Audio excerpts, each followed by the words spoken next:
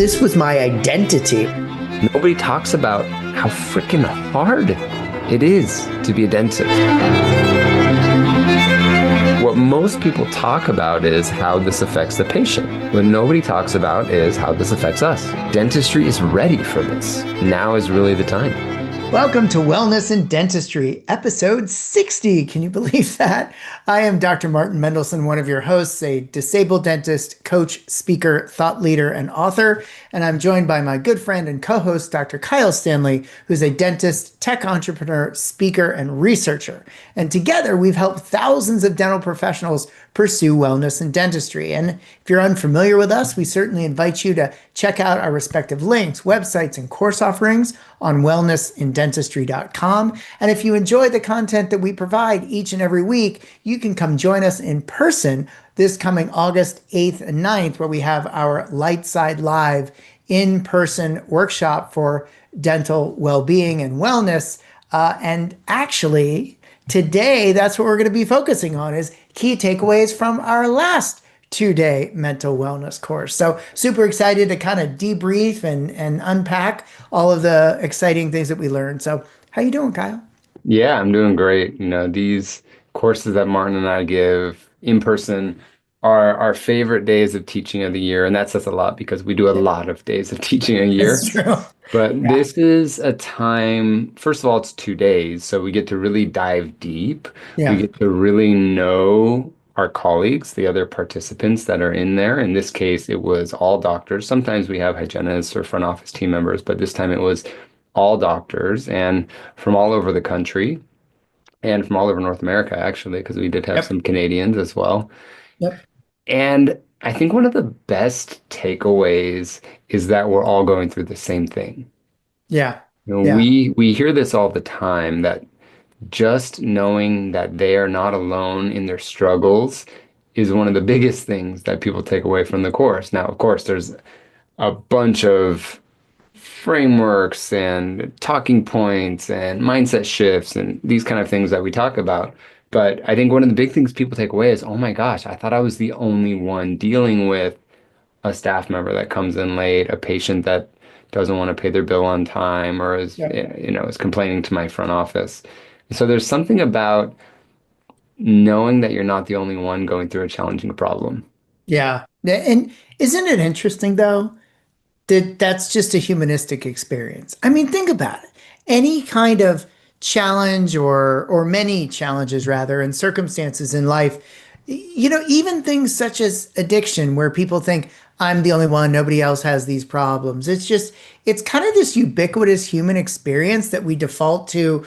It's just me and I need to, suck it up and deal with it. Well, it's actually quite the opposite. And you're right. I think the other thing we've seen over and over again, there's always at least one person in the class that didn't come under duress, certainly, because obviously they didn't have to, but they came either not understanding what it was about, or in some cases being told to come by a spouse or dentist partner. And they end up, those are usually the ones that say, this is one of the best experiences I've had in CE, which I also find very interesting because it's become a defined pattern. Like you can't. Yeah. Yeah, we hear this all the time. And I wonder if it's because it's just so different. Yeah. Every other CE course, and we're not here to say, oh my gosh, our CE course is so great. It is great. Trust us, It is great. But I think it's just very different. There aren't courses like this. So you have everybody's needs met in the clinical realm, right? I mean, you can find a clinical course on 3D printing, chairside milling, digital smile design, prepping better, margins, impressions, digital dentistry, whatever you want. Yep. You can find now practice management courses as well on growing your practice, going from 2 to 3 locations, building a new office from scratch. I mean, any kind of practice management you can find, but all the things that are in between those, right? So the clinical, but the communication to get to the clinical, or the practice management, but the actually management of the staff and the mindset shifts and the communication patterns, all of that was what was missing that we then created and started. And I think that's what it is. It was like, there's something out there that people need that wasn't being met. Yeah. And I Yeah. don't even think that we knew that No. much until we started giving this time and time again. Now we've given it multiple times, and we keep hearing the same thing. Like, this is Yeah. the best course I've taken in my entire 20 years, 30 years of dentistry. And what I find so interesting too is that we didn't just have GPs in this Right. most of our courses. I mean, in this last course, we had pedo specialists, we had Mhm. oral surgery. Yep. Did we have any other specialists? Not in this one. Not in this one, yeah. But there's people of all different walks of life, right? You Yeah. have high-end cosmetic-based practices. You have, lower end, faster kind of practices that are even taking like Medi-Cal and things like that. You have oral surgery that, in this particular case, this doctor, he had some partners, some business partners too. Hmm. So you have people that are single practice owners, you have people that have multiple locations, you have people that have partners, have just one location, but it's all the same thing. Yeah. It's pretty wild. It's all And the same problems. yeah. Yeah. And it's, you know, every practice is unique because it's comprised of unique human beings. Yet the commonality of the humanistic experience is what draws us all together. And your very specific experience may be different, but they all follow along similar themes, right? So it's like you maybe think you're having team challenges. Well, so is all these other people. Now they might have different nuances, but that's one of the benefits of coming together as a group to actually lean on each other and say, you know what, I went through this before. This is how I handled it. Or, well, that didn't exactly happen to me. This is what happened, and this is what we did. And those kind of offhanded moments in some cases can be even more impactful than the curriculum itself. Well, So, that's what's a great thing about any course that I think is longer format, like right. a day or 2 days or Yeah. 3 days or something like this. This course happens to be 2 days, that you can Yeah. really go on tangents. You're not in a rush. If Yep. someone has a story they'd like to tell, if someone has a specific question, Martin and I have a ton of topics and Yeah. things that we can go into. So we do go down those rabbit holes and work specifically with each person. And it's fun how you have, like what you said, where someone comes with a problem and maybe they say it out loud in front of the class, Hmm. and someone else pipes in and said, I Yeah. had a staff member that did that. Yeah. This is what I went through. I know there was someone that was going through some legal battles in this last one, which we have in almost every course, Yeah. unfortunately. Yeah. But it gives people the feeling of, I'm not alone. Hmm. And now we're all going to learn things together. Yep. And what we do find in these courses is that people stay in touch, they Hmm. check in on each other, and they create this community because Yeah. they all went through something. Our courses tend to be emotional. Martin and I both cry almost Hmm. every course, uh, Yes. because we've been through shit. We've Yeah. been through hard times with Hmm. burnout and addiction and litigation and Yep. relationship changes and shame and guilt. And Martin and I, as you know, if you listen to this podcast, are very vulnerable in that way and tell our Yep. stories. And I think this allows the group to then bond on the vulnerability because many of them come with very vulnerable stories. Yeah. And not to make it even sound like it's some kumbaya experience, because here's the thing. Everybody ends up sharing to their level of comfort. That's right. And you start to notice patterns too, like certain classes are more vocal than other classes. And within a given class, certain individuals are more talkative than others. I'm not telling anybody listening anything they don't already know. And so again, it's just all part of the human experience. And so it's it's interesting how dentistry is slowly starting to shift toward these type of topics. Because the other interesting thing that I've noticed is, I've been very blessed to have had invitations to pretty large dental meetings. And so, particularly with my happiness keynote, the science of happiness keynote, I'll have scouts from other big meetings come up to me over and over and over again and say, that was one of the most amazing keynotes I've ever heard. We'd like to invite you to the X Dental Society meeting. And then I hear nothing from them. And I'm Hmm. convinced it's because they really liked what they saw. Then they bring it back to the committee, and the committee goes, "Oh, is it clinical? Oh, it's not clinical? Why would we have this guy in?" And it's funny to me. It's funny. It's sad, but funny all at the same time. Well, I mean, this happened to me early on, especially from 2018 when I started talking about this, really until 2021 was I had that same thing where, I was getting invited to Hmm. speak in many places, and then they would say, well, send me your topics. Yep. And I would always put the mental health topic at the top.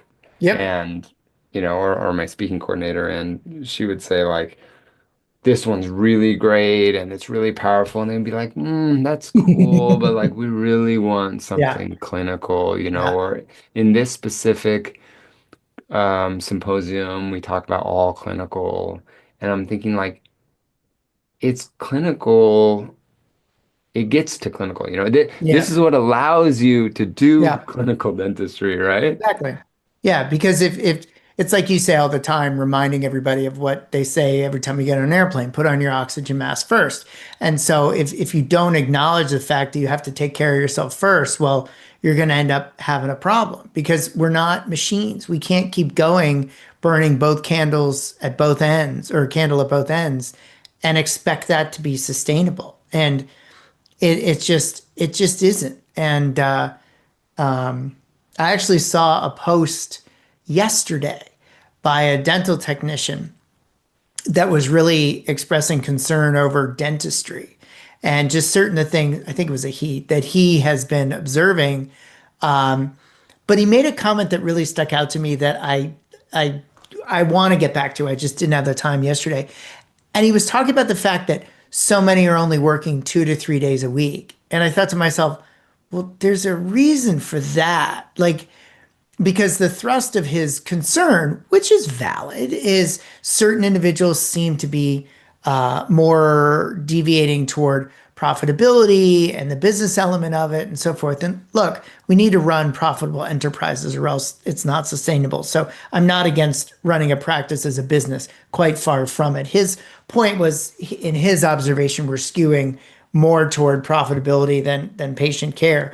But then when Hmm. he was making the point about efficiency and only working 2 to 3 days a week, I thought to myself, no, no, no, no, no, no. That can be a completely different animal, and that's what I'm at, and I know you are too. That's what we're in favor of. We're in favor of running a predictable, well organized, systematic practice that can optimize profitability so that we don't wear out our bodies and our minds. And so I think we need to be careful how we look at patterns and trends through a too broad of a lens, basically. Yeah. Well, I think that people that hear you say what you just said, not knowing our histories, Yeah, could assume that we don't care about high quality treatment sure. when that couldn't be further from the truth. Right. Martin, I mean, leading at Spear for almost 15 years. Yeah. I mean, if you're in North America, you know Spear, you know Kois, you know Pankey, you know these are the top, I mean, the Mhm. top style of dentistry that you can do. And, with me, I had some of the best mentors in the world on high quality clinical dentistry. I mean, we both come from a very high quality Yep. clinical dentistry background, Hmm. but that is the foundation, Yeah. right? You have that foundation, but then once you get that foundation, you have to go further. You can't just do Yep. clinical. So I think Yep. people could hear you or I say, we want efficient businesses with little stress, maximizing profitability, minimizing output, let's say, and say, oh, so they're just like trying to make as much money as possible, working as little as No. possible. And that could not be further from the Yeah. truth with how we both practiced Yeah. and how we teach now. Yeah. I don't think I've ever told this story on the podcast. Maybe I have, but if I have it, it's been a long time. one of the things that struck me early in my tenure at Spear was that, there was a time for the first, I'd say almost 50% of my total tenure, I went to every single seminar and every single workshop. Wow. So I worked a lot. And as you might imagine, there were a lot of docs who became personal friends. Yeah. And so we would go out to dinner because they were in town. And those who know me know I'm a foodie and, I like to be plugged in all the restaurants and stuff. And so we'd go out to dinner and then the check would come. And my assumption is we were going Dutch, right? And Hmm. they would pick up the check and they would insist on paying. And I would look at them and I'd go, like, what are you doing? And they're like, no, I want to pick it up. And depending on the friendship level, I'd be like, you pay my salary, right? Like, what do you and over and over and over again, they would get teary-eyed and they go, you don't understand what Spear the institution has done for my life. And these are people that embraced a framework of facially generated treatment planning. They were more systematized. They were working less, doing more comprehensive dentistry, making more money, and happier than they'd ever been. And those were so the ones that implemented. We'll put that as a make sure a big asterisk there. That's another topic. But it's true. You can implement, be more efficient, etc. And in today's reality, you can't forget the other side of the coin, which is the stuff that we talk about all the time. Yeah, and I think it's a good example because we've had many of those doctors Yep. from Spear that know you, or some that have gone to Koi's, or Mhm. that are incredible dentists. I mean, Oh you're yeah. talking about the 1% from a clinical standpoint, doing digital smile design, facially generated treatment planning, incorporating multidisciplinary treatment with orthodontic and ortho and perio and pros and everything, airway driven, like incredible clinical dentists, but are suffering in Yeah. their practice, Yep. suffering because they don't have the mental resilience. They don't have the clinical, or sorry, the communication skills. They Yeah. don't know how to set boundaries. They don't know how to talk to patients about complications. They know how to talk to patients about treatment planning, right? But they don't know how to talk to patients about setting expectations and boundaries, and their Mhm. team member that's showing up late and their lab technician that keeps giving them the case too late or something like this. And so that's when, if you have that foundation of great clinical skills, I Mhm. mean, these dentists can kick ass because they Yep. already have this foundation of great treatment planning, great clinical skills. And then you add on the mental resilience, you add on the communication patterns. Oh my gosh, these Yeah. people kill it in our Yeah. profession. And they work less, they make more, their patients are happier, their team is happier, their family is happier, they're healthier, they have more longevity. I mean, that's what most of us want, right? Yeah, absolutely. Absolutely. So let's talk a little bit more about what it is we do, because if you're unfamiliar with Lightside Live, the name of our course, you might be wondering, okay, so all right, this sounds a little interesting, but people may not understand what it is. So why don't you Yeah. kind of give a description of what it is we do? Yeah, well, basically, I was giving my light side course, which is my online research-based course, Mhm. helping dentists manage their mental and relational health. And then Martin and I met on a Zoom call during the pandemic when everybody was losing their Yep. minds, including Yeah. us, Yeah, including and us. Yes, yes. and started talking, became good friends, and realized that he had exercises and frameworks and workshops for every aspect of my ripple theory, which is my Mhm. research-backed theory on how to go from burnout to thriving. And so we started doing this and created these courses, and it just really worked. I mean, Yeah. we had doctors from around the world take it. And so it's a 2-day course. It's 12 CE credits, and we do it about twice a year now. We do it currently in Southern California. We have done it in Milwaukee one time specifically because a group wanted to bring us out there, and we have some other people that may be bringing us out to different areas this next year. But really, it's taking all of my experience with burnout and all the research that I've both published and read and boiled down, and Martin's history with his certifications in happiness studies and his coaching experience and really a lot of what he did at Spear too with helping Hmm. people grow their practices and brought this all together.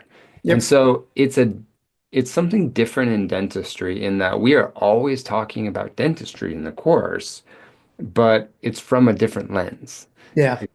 It's yes, we're talking about your hygiene schedule, but we're talking about it more of setting expectations around it, about boundaries around it, about communicating around it, maximizing efficiency. So I like to talk to it as practice management Hmm. based on mental health, Yeah. not practice management, how most people teach it, which is based on making more money.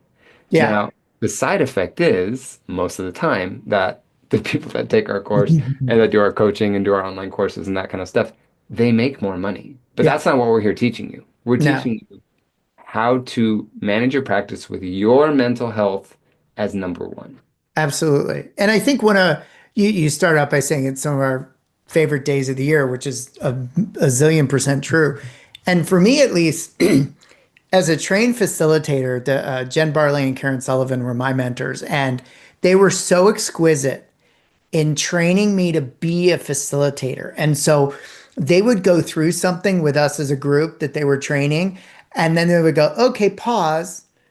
And then they're like, okay, so let's peel the onion back. We actually never intended to do this, but we did that because somebody else said that. And so we Yeah. just kind of pivoted. So one of my favorite elements of this is actually hanging out with you and then ducking and weaving as we need to, based upon what the people in front of us need, to then create a what ends up being a truly customized experience around a framework of research that's super fun. And for anybody listening who does teach, it becomes more of a relaxed experience for us too, because we don't put the pressures on ourselves. We certainly have goals, and there are certainly things that we need to cover as core concepts. But if we don't get to this exercise on leadership characteristics because we need to spend more time here because that's what y'all need, great, that's what we do. And so it's so fun. And I don't know about you, but when we're done with the 2 days, I want to take a nap for Oh 3 days. my gosh, I'm exhausted. Yeah. But that's why we have what you just said, I think is why we have so many Yeah. alumni that come back. Yeah. So we have people that have taken it 3 times, 2 times, people Yes. that come back and keep taking it. And you think, well, they're taking the same course, right? No, but Mhm. every course is different because of what Martin just talked about, how Totally. we taper it to who are these, 20 people in front of us. Hmm. And what do they need? What do we dive deeper into? What can we maybe skirt by or do quickly in this case because this group may not need it? One of the interesting takeaways for me is what people resonate with, what Yeah. they take away. At the end of each day, we usually do a little recap, what's something big you're going to take away from today? And then we do one at the end of the second day too. What's something big you're going to take away from day two and from the entire Mhm. course? And there's things that I will honestly say fairly quickly because I Yeah. don't think they're that important. And that's the takeaway that someone takes away from the 2 days. Yep. And so it's like you never know what our colleagues are going through. You never know what's going to impact them the most. And Hmm. I'm always surprised by that. I mean, how is that for you when we do the, No, I would agree. And, it was very funny when we first started talking way back about offering the ability of alumni to come back. And because I was thinking, even with my Spear days, somebody would come up to me and say, did Dr. Spear change that lecture? I'm like, no. And they're like, he's never done that before. Yeah, yes. And the literature shows that we only remember about 20% of any course we take or lecture we take. So if you think about it, 2 day course, 4 sections, 2 mornings, 2 afternoons, that's less than a whole morning that you yeah, would potentially remember. So in a lot of ways, it makes sense to me that people come back because it is so different.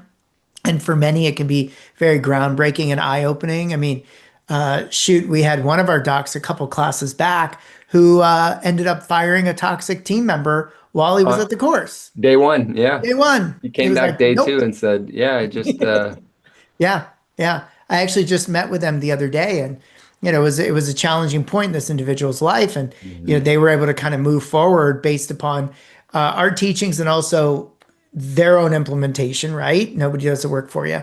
And so I think that's super exciting. But yeah, I agree with you 100%. And I think that's been my surprise in the totality of my teaching career too. You never know what people are going to resonate with, like, dislike, Hmm. uh, that's or what specific thing they pick up on. That continually surprises me in a good way. So, Yeah, well, one of the things that we do is it's in our step 2 of the Ripple framework, which is the identify module, is I go through and briefly talk about some of the biggest triggers that most dental professionals have in their life, right? And there's over mhm, 18 that we've come up with together and through our community, but I go over just a few, right? And it doesn't take very long. I mean, that section is maybe 30 minutes, 40 mhm, minutes, something like this. And I remember at the end of day 2, there was someone that said that one of the biggest takeaways was actually not one of the ones that I expanded on, but mhm. just one of the triggers that I put up on the screen of the Yeah, 18. yeah, And I remember this person saying that really was a wake-up call for me.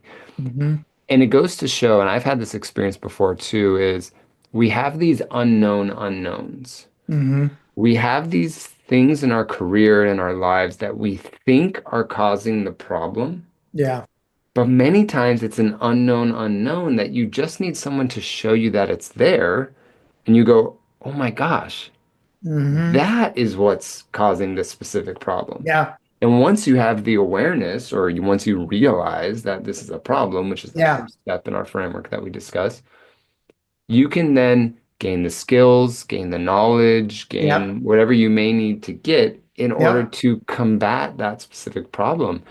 And so, so many people that have taken this course in the past, it's their first experience with personal growth.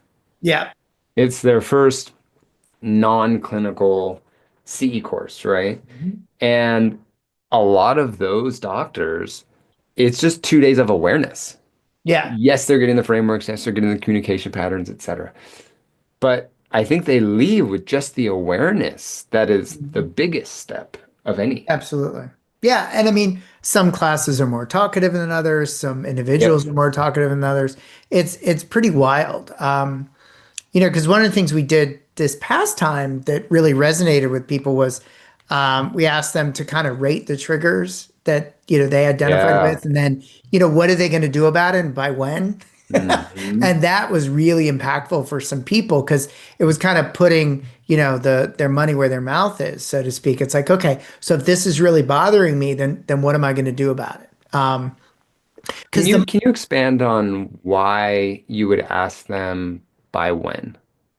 Yeah, so this is really fascinating. There's research out of a university in California that talks about goal setting. And so, and these are average numbers, of course. If you write down a goal, you're about 46% more likely to achieve said goal. Which we have them do. Yes. If you create some form of social accountability with a friend, a colleague, study club, a friend you made, of course, you're now upwards of 65% more likely to achieve said goal. If you then therefore take the third step to set a deadline, their research showed you're upwards of 95% more likely to achieve said goal than just by sitting there ruminating about it, keeping it to yourself, not thinking about when you want to do it, which I think is pretty groundbreaking. I also think as a coach, I've thought a lot about this because I find it fascinating, to be honest with you. And just the idea of setting a goal really makes you think around plausibility and possibility, and then get your mind thinking into, okay, so if I really want to do this by X date, then what do I need to do to get there? Whether you're thinking that granularly or not, it kind of forces your mind into that place. So it's a huge part of any life goal is to get some help. Setting that date. I Yeah. I have done that in the past. I mean, when I gave my first um, launch of my program, Hmm. my online program, I had to do this. And I had to Yeah. say, whether it's ready or not, this is Mhm. when I'm launching Yeah. it, right? Yeah. Now, surprise, surprise, it was ready Yeah. because I set the date. Yeah. I told other people that I was doing this. I had partners that were helping me in this, whether Hmm. it was recording things or getting things online. And I did it. Hmm. And Martin and I do this all the time with each other too. Oh, Hey, we're yeah. going to do this by this time, or, and, Yeah. and if it doesn't happen, we have the relationship where we can say, hey, you said you were going to send me this podcast, Yeah. I need to upload Yeah. this or Yeah. whatever it may be. And that keeps us accountable. Yeah. And I think it also opens your mind to other additional options. Like today, I'll give everybody a really good example. So I handle a lot of the like administrative sides of our course, and Kyle's the social media expert. And so I was going to set up a series of emails to go to our alumni about our next course. And I was on vacation a week and a half back, and I'm leaving tomorrow for a conference. And I was like, Kyle and I committed to get this out into the ethos this week or next. Let me not make it as complicated right now. Let me just send out the first email manually because we committed to get this ball rolling. And so I think that's an example. I wrote down what it was I was going to do because I had the email texts, all of them already completed. There was social accountability with my business partner, this guy, and then we had talked about a deadline. And so when I'm looking at all of the stuff on my plate, I'm like, wait a minute, I need to get this out. So what's the best way that I can do this? Okay, doing it manually in this one case happens to be more efficient. So I'm going to get it done that way. And then I was able to text Kyle and go, done. But he Yep. knew that anyway because he was on the email. So Yeah. yeah. One of my favorite times in this course is the very end. The Hmm. very end where we do our crucial conversations discussion. Yeah. And for those of you that have been listening to this podcast, crucial conversations is a topic we talk about all the time. I think it's a big takeaway framework that I learned from Martin. It, of course, comes from a book called Crucial Yep. Conversations. Martin has changed that slightly, which I like. Actually, I like how he's changed it. And so what we do is on day one, we ask the doctors to think of a crucial conversation they need to have. This could be with a team member that is finishing prophies within 25 minutes when they have 50 minutes to do a Yep. prophy, or it is with a patient that is coming in late constantly or saying rude things to their team member, or it could be with your gardener or your Yep. neighbor or your spouse even. And then we practice these, we go through the framework and we take something that tends to be nerve-wracking, clunky, and unplanned and make it something that has some kind of a framework.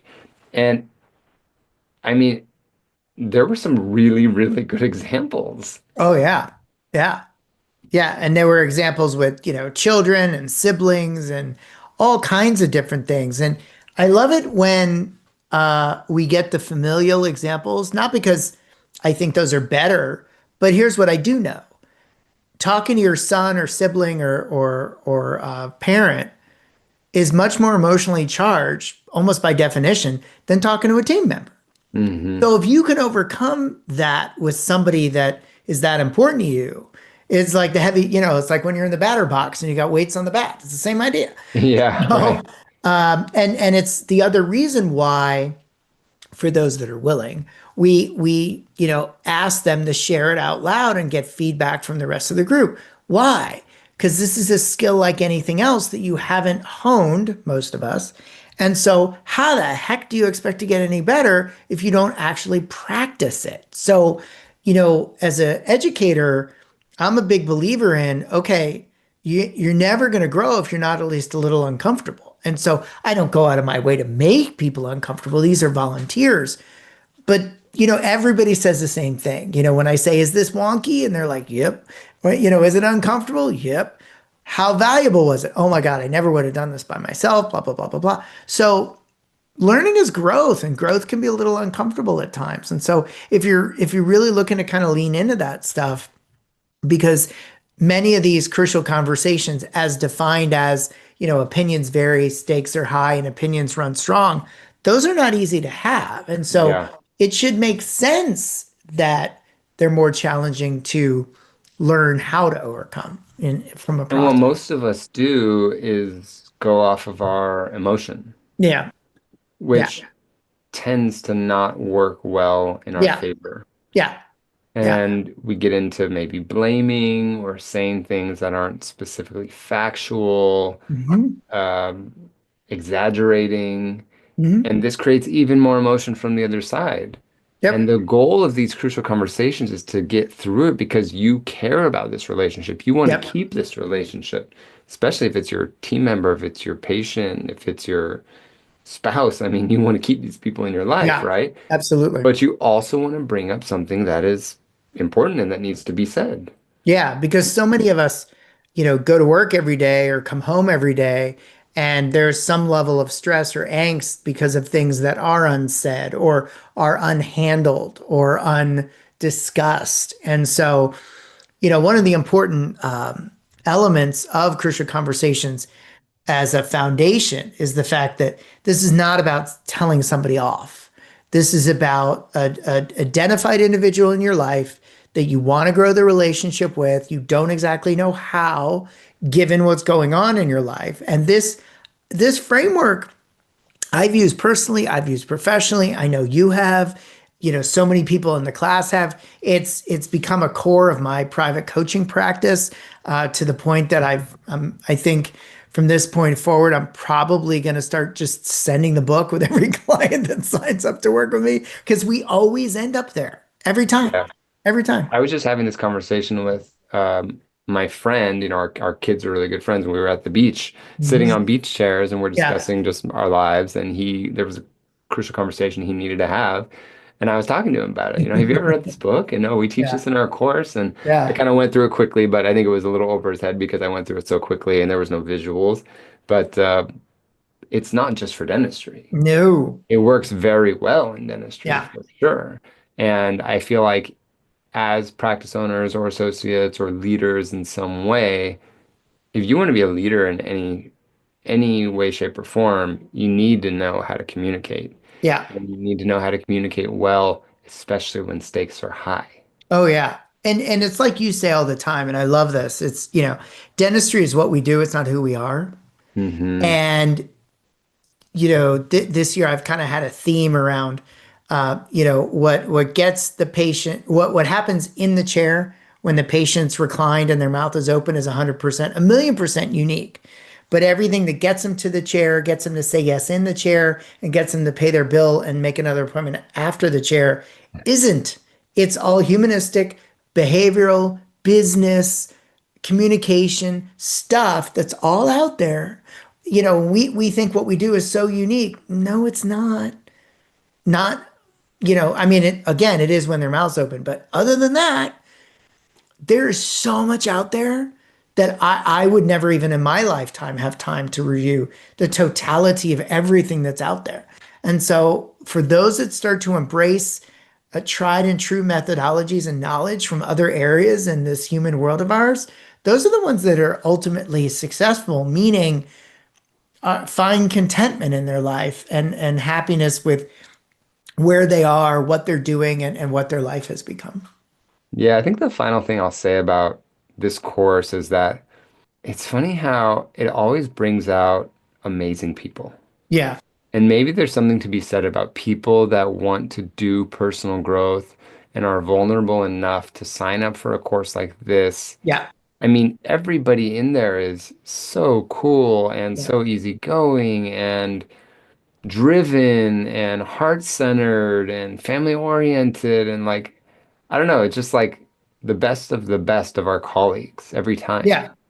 Well, yeah, I think you're 100% right. Not only do I agree with your statement, my belief is just that it's not going to bring out somebody who isn't interested or invested in this stuff. I think it's also one of the reasons why so many of our alumni bring friends back Yeah. because A, they were invested to begin with. That's why they showed up the first time. But then they went through it and they're like, oh my gosh, wait a minute, so and so needs this.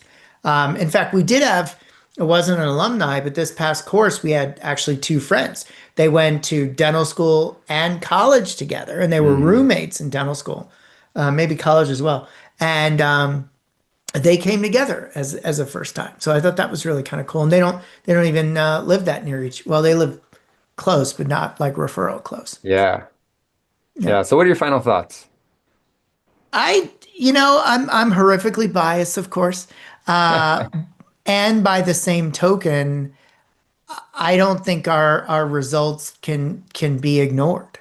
And so we are human beings, and we're not human doings, we're human beings.